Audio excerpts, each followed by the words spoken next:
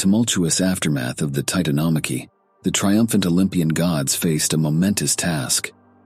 Zeus, Poseidon, and Hades, three formidable brothers born of the very fabric of the cosmos, found themselves at a celestial crossroads. The universe lay before them, an endless canvas waiting to be divided amongst its new rulers. In the skies, the boundless heavens stretching infinitely above, Zeus claimed the celestial sphere as his dominion. His mighty voice resonated through the heavens, and his thunderbolts became the heralds of his divine sovereignty.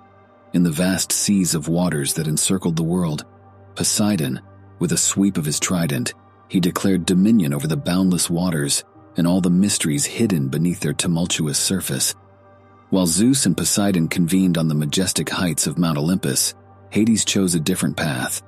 Relinquishing his seat on Mount Olympus, Hades delved into the desolate depths of the underworld, where shadows clung to every crevice and the air was heavy with the weight of eternity. Hades, the enigmatic and often misunderstood brother, stood at the precipice of the underworld as god of the dead and king of the underworld.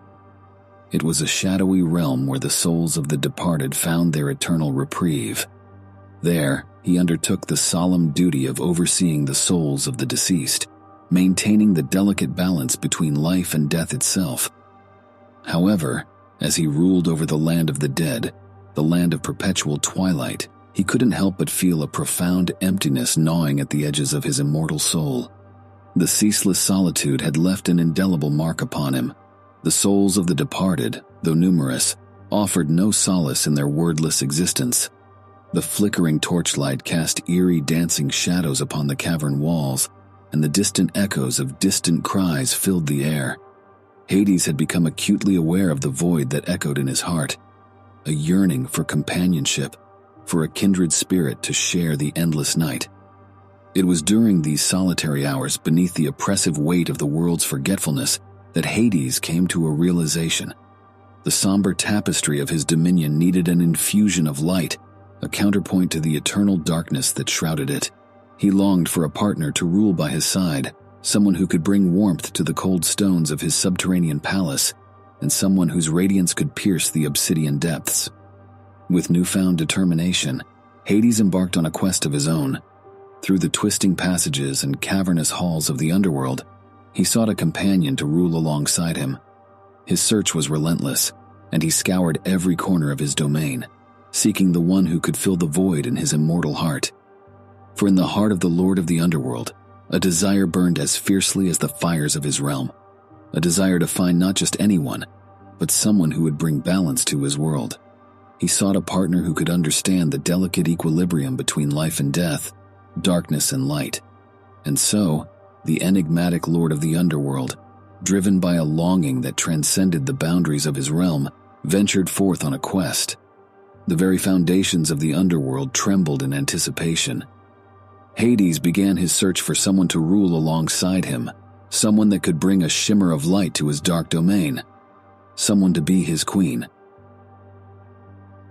Persephone was a goddess of profound beauty and significance. She was the cherished daughter of Demeter, the benevolent goddess of the harvest, and Zeus, the supreme deity of the sky. Persephone embodied the very essence of nature's bounty, a living testament to the lush vegetation and golden grains that graced the earth. On a radiant day, when the sun caressed her skin and the meadow at her feet teemed with vibrant wildflowers, Persephone roamed freely. Her laughter harmonized with the melodies of the natural world, a symphony of life that resonated through the fields.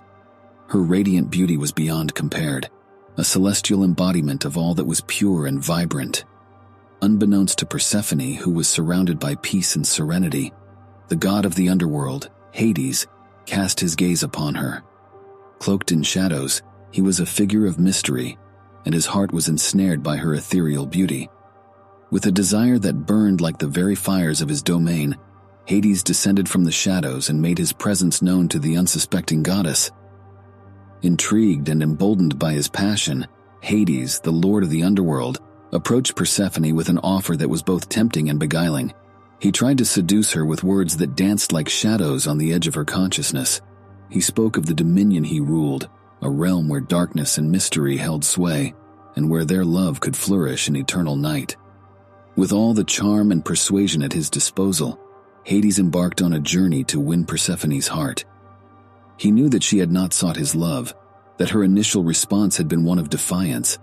Yet, his determination was unwavering, for he saw in her a glimmer of hope, a chance to bring warmth to his cold and somber realm. He painted a vivid picture of their shared destiny, a union that would see her crowned as his queen, with the power to shape the very essence of the underworld. He whispered sweet promises of dominion over the shadows, the allure of ruling by his side, and the treasures only the underworld could bestow. But Persephone, far from a passive maiden, stood her ground against Hades' advances. She was a goddess of her own desires, and her heart remained unyielding. Despite the allure of his words, she refused to be swayed by the dark charms of his realm or the intoxication of his promises. With a spirit as fierce as the blaze of 1,000 suns, Persephone defied the lord of the underworld. She resisted his advances, refusing to be ensnared by the shadows of his seduction. Her unwavering resolve was a testament to her strength and independence. However, Hades, consumed by his desire, could not accept rejection. In an act of divine audacity, he unleashed his power, causing the very ground beneath Persephone's feet to fracture and crumble, swallowing her whole into the abyssal depths of the underworld. With a flash of divine might, Hades had abducted Persephone, spiriting her away to his somber domain, a realm where the living seldom trod, and from which the souls of the departed knew no escape. The world above, once teeming with life and vibrancy, now stood without its radiant goddess. Demeter, the deity responsible for the earth's bountiful harvests, was in anguish when she discovered her beloved daughter's abrupt disappearance. A deep and inconsolable sorrow gripped her heart, and the once lush gardens she tended with maternal care withered into desolation. As Demeter roamed the earthly realm, her very presence cast a somber shadow, and her grief manifested as an unyielding famine that tightened its cruel grip upon the world. Demeter vowed that she would not relent, that the famine she wrought upon the world would persist until her beloved daughter was returned to her loving embrace. As the days stretched into agonizing weeks, and the weeks into torturous months, the earth groaned beneath the weight of her despair. Crops withered, and hunger became the relentless companion of mortals. What was once a world of plenty had become a desolate, unforgiving wasteland. But Demeter remained unwavering in her resolve. Her anguish was etched upon the barren fields and the gnarled trees, a poignant testament to the depths of a mother's love. The earth itself mirrored her grief, its once fertile soil now barren and unyielding. Zeus, the king of the gods, could not ignore the suffering that enveloped the world, a suffering born of Demeter's unyielding grief. He understood the cosmic balance that must be maintained, yet he also bore a sense of responsibility for the mortals who suffered beneath the weight of Demeter's sorrow. To remedy this dire situation, Zeus dispatched Hermes, the fleet-footed messenger of the gods, to parley with Hades. The message was clear and unambiguous. The famine that devastated the world could only end if Persephone were returned to the loving arms of her mother, Demeter. Hermes, the celestial diplomat, stood before the lord of the underworld and presented him with the stark reality that unfolded on the surface. He spoke of Demeter's anguish, the sorrow that clung to her like a shroud, and the dire consequences it wrought upon the mortal realm. Hades, with an air of reluctant acceptance, agreed to release Persephone. Yet he devised a cunning twist, a gesture that would forever bind her to the underworld. Before Persephone's ascent to the surface, Hades offered her a single glistening pomegranate, its plump seeds shimmering like rubies in the dim light of the underworld. Hungry and weary from her captivity, Persephone succumbed to temptation and took a single bite, forever sealing her fate. At long last, Persephone was reunited with Demeter, her mother's joy eclipsing even the brilliance of the sun itself. The goddess of the harvest, overcome with emotion, put an end to the famine that had plagued the world for far too long. The earth itself sighed with relief as life began to return, but Demeter's heartache was far from over. In her haste to embrace her long-lost daughter, Demeter inquired if Persephone had consumed anything during her time in the underworld. The truth spilled from Persephone's lips like a heavy secret. She had tasted the forbidden fruit that Hades had offered, a single succulent seed from the pomegranate. Demeter's heart sank like a stone, for she knew all too well the inexorable law of the underworld, that those who partook of its sacred fruit were forever bound to its shadowed depths. Her joy was mingled with sorrow, for she understood that her beloved Persephone was now destined to dwell with Hades in the realm of shadows. Zeus, the fair and just arbiter of divine matters, recognized the need to assuage the grief of both Demeter and the suffering mortals. With the wisdom that comes from ages of ruling the cosmos, he devised a solution that would honor the laws of the universe while granting respite to the world above. Zeus proposed a compromise, a celestial accord that would bridge the realms of life and death.